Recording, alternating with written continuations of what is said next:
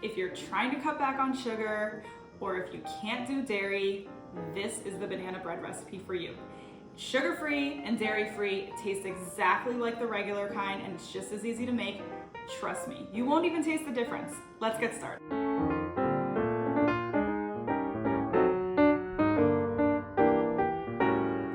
Few things you need to know before we get started on the sugar-free, dairy-free banana bread recipe.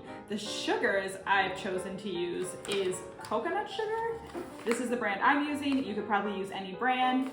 And the next sugar I've chosen to use is Truvia brown sugar. It's really nice because it's got the same softness and texture as regular brown sugar, so it makes the banana bread really soft and moist. To make it dairy-free, I have chosen to use almond milk. It turns out really good with almond milk. If you are not doing dairy-free, you could also use buttermilk or sour cream, and it turns out fantastic that way. But to make it dairy-free, almond milk is the best bet. Another thing to let you know, instead of using butter like a lot of banana bread recipes will use, I am using grapeseed oil. You could probably use many different kinds of vegetable oils. This is the one that I've chosen for this recipe. Good tip for you guys is when your bananas are on the counter and they're starting to get too ripe, just take the peel off them, pop them in a Ziploc bag, and put them in the freezer so that they're ready to go when you make a recipe like this. So what I do is then I just take them out of the freezer, they thaw for a couple hours, and I just use the whole thing. Even though it looks a little gross, when it's mixed in the banana bread, it looks perfectly fine and it'll work great.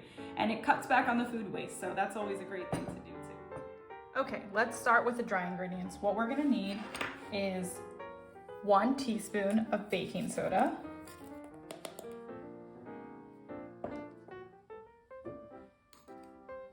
1 teaspoon of cinnamon, and then in that bowl was already 1 3/4 cup of flour.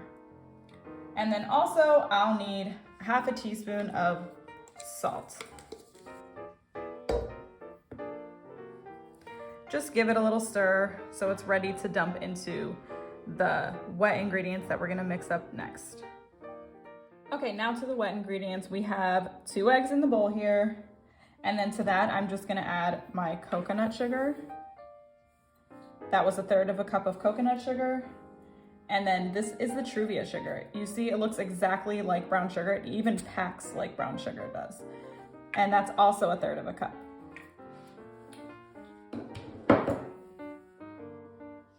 And we're gonna add 1/2 cup of oil to that. All right, we're gonna mix this all up with the mixer.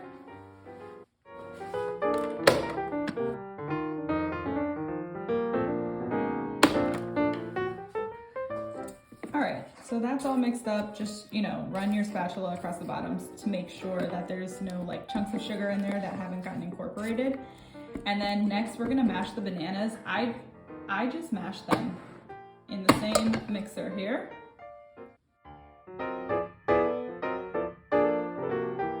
As you saw, the best way to mash the frozen bananas is actually just to use the same mixer, and then you don't have to dirty anything else, not like a fork or a potato masher. They're already so soft that it's gonna work. And then we're gonna just add the bananas into our wet mixture. We're also going to add the vanilla at this time. We're gonna add 1 teaspoon of vanilla to our wet ingredients. Gonna turn on the mixer one more time. This is what the wet ingredients look like, and we're just gonna fold in the dry ingredients. So I'm just gonna do a couple scoops in here. Just kind of fold it in. Smells delicious already. You wanna make sure that you have it mixed together and you don't see any flour. And then you're ready to pour it into your baking dish. I totally forgot to add the almond milk, so let's do that now. That's why you double check your recipe right before you go ahead and say you're finished, just in case you leave something out. Okay, let's get ready to put it in the baking dish. So this is how it looks now. You see, just a little thinner, but still thicker than a regular like cake batter, I'd say.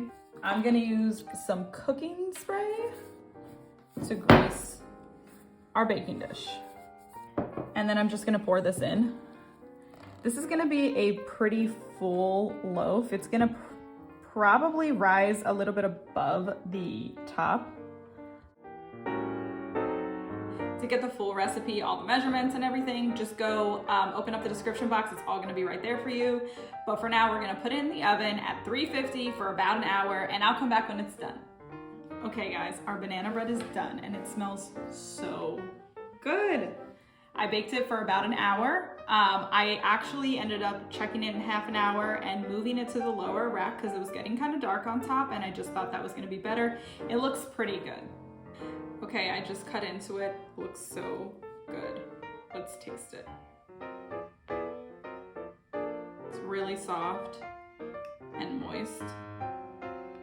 Still warm from the oven.